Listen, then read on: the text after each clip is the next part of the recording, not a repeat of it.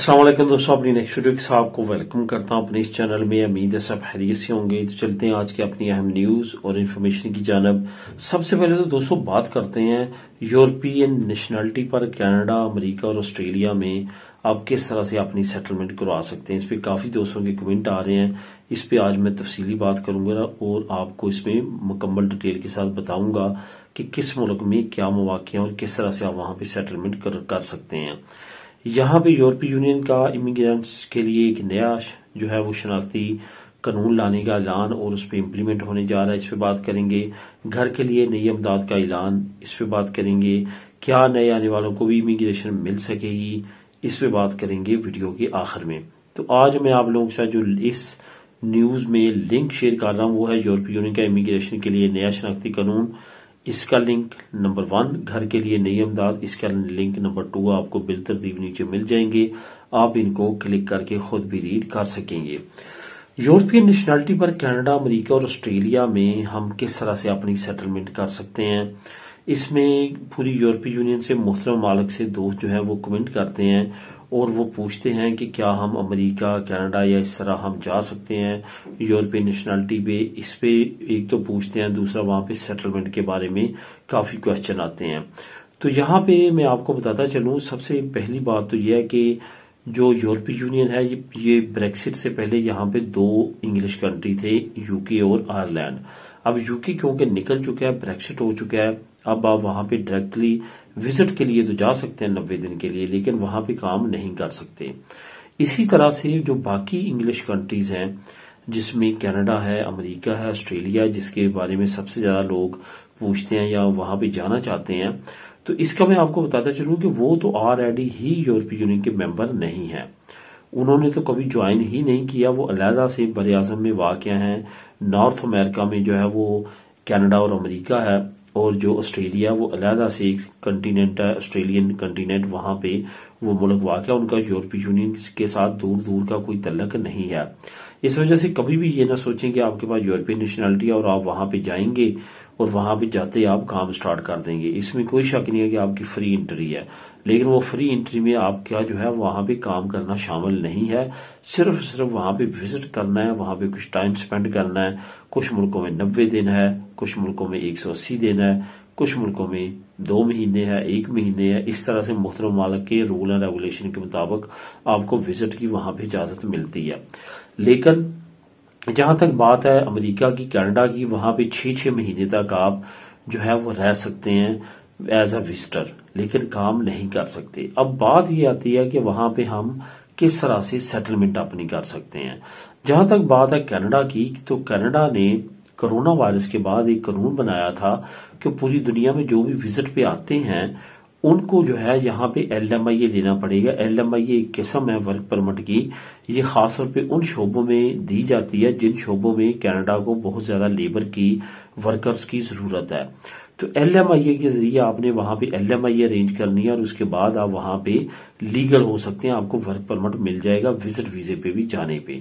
लेकिन यहाँ पे इस बात का ख्याल रखें कि अब LMIA की डिमांड इतनी ज्यादा बढ़ चुकी है। पूरी दुनिया से जो विजिटर आते हैं उनकी कोशिश होती है वहां पे LMIA ली जाए, तो जिसकी वजह से उनके रेट, जिस तरह यहाँ पे स्पेन में कॉन्ट्रैक्ट के लिए रेट जो है वो देना पड़ता है, इसी तरह वहां पे भी कॉन्ट्रैक्ट के लिए आपको अमाउंट पे करना पड़ती है। वहां पे जो सबसे इजीली आपको कॉन्ट्रैक्ट मिलता है और LMIA मिलती है वो वहां पे है IT प्रोफेशनल्स की, मेडिकल प्रोफेशंस की, इंजीनियर्स वगैरह की, ट्रक ड्राइवर्स की। वहां पे काफी ज्यादा डिमांड है। ये वो शोबे हैं जहां पे आपको वहां पे इजीली LMIA मिल जाता है। लेकिन LMIA का भी अब रेट बढ़ चुका है।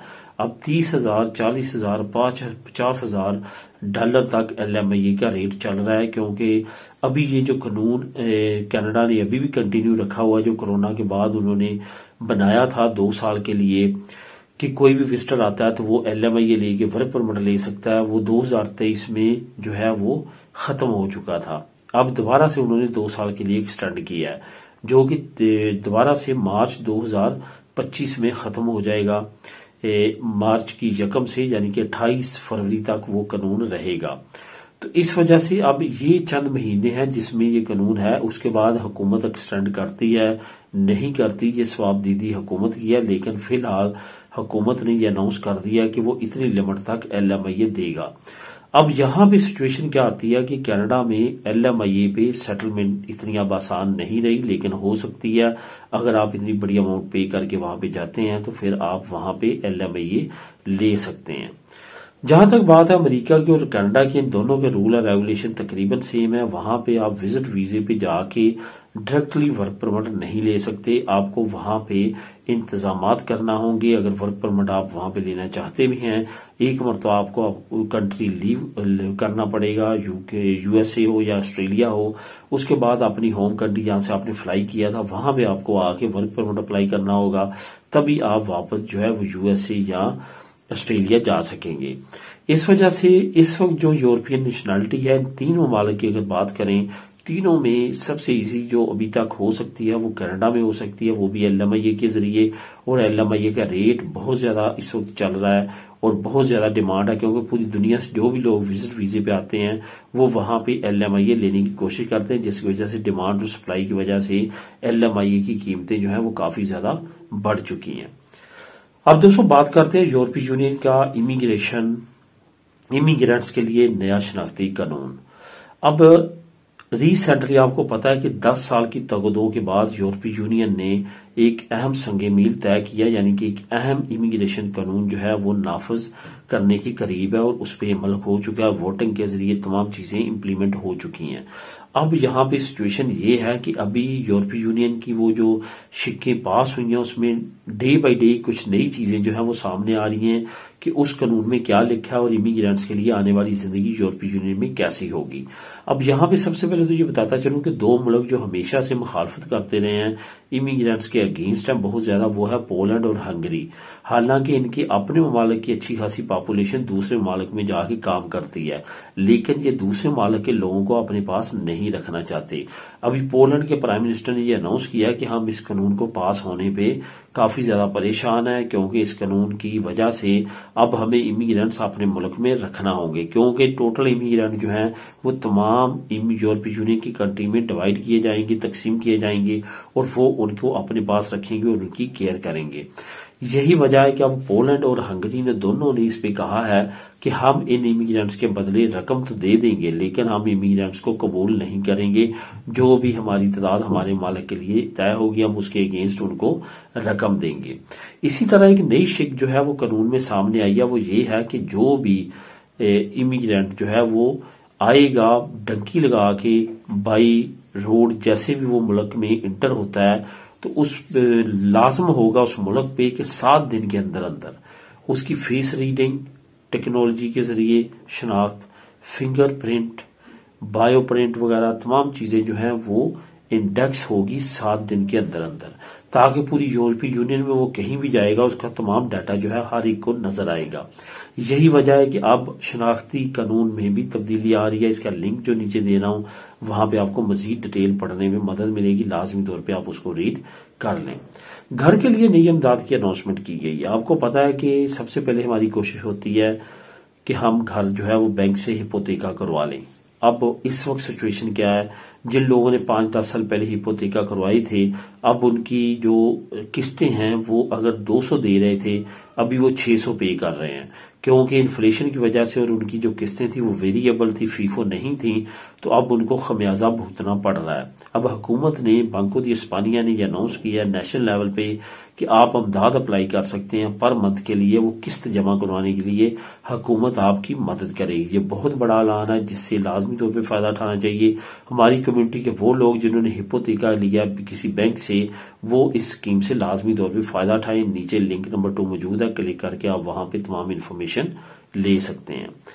अब दोस्तों आखिर में बात करते हैं कि नए आने वाले भी इमिग्रेशन ले सकेंगे स्पेन की। दोस्तों इस पे मैंने शॉर्ट सी पहले बात की थी, लेकिन अब दोबारा से मैं रिपीट करता चलूं कि जो स्पेन की इमिग्रेशन ओपन होगी इसमें बहुत ज्यादा डिटेल अभी रिवील नहीं की गई, लेकिन ये कहा गया कि नवंबर 2021 से पहले जो स्पेन में होंगे उनको इमिग्रेशन जो मिलेगी, लेकिन ये पत्थर पे लकीर नहीं है। अगर आप माजी में जाएंगे तो देखेंगे तो आपको पता चलेगा कि स्पेन ने जब इमिग्रेशन ओपन की है तमाम इमिग्रेशन के आखिरी जो घंटे होते हैं 1 दिन 2 दिन या चंद घंटे, उसमें ये कहते हैं कि वो लोग जो भी स्पेन के अंदर मौजूद हैं वो नेशनलिटी ले सकते हैं, वो लीगल हो सकते हैं, वो इमिग्रेशन ले सकते हैं। इसमें ऐसा नहीं होता कि वो आपको कहते हैं कि 2 महीने की, 3 महीने की। इसी तरह अगर ये नवंबर 2021 से पहले की उन्होंने अनाउंसमेंट कर दी है, हो सकता है कि आगे चल के इसको तब्दील कर दिया जाए, इसको 6 महीने की पदरोन कर दिया जाए, 3 महीने की पदरोन कर दिया जाए। वैसे भी आखिर पे जाके ये अपने कवानीन को नरम कर देते हैं जब ये अपनी नंबरिंग देखते हैं कि हमने जो सोचा था वो नंबरिंग पे लोगों ने पेपर जमा नहीं करवाए, तो फिर एंड पे जाके काफी ज्यादा आसानी हो जाती है। इस वजह से पूरा उम्मीद रहे, अच्छा सोचें, इंशाल्लाह ताला अल्लाह ताला आपकी मदद करेगा। मिलेंगे नेक्स्ट वीडियो में नई अपडेट्स के साथ। अल्लाह हाफिज।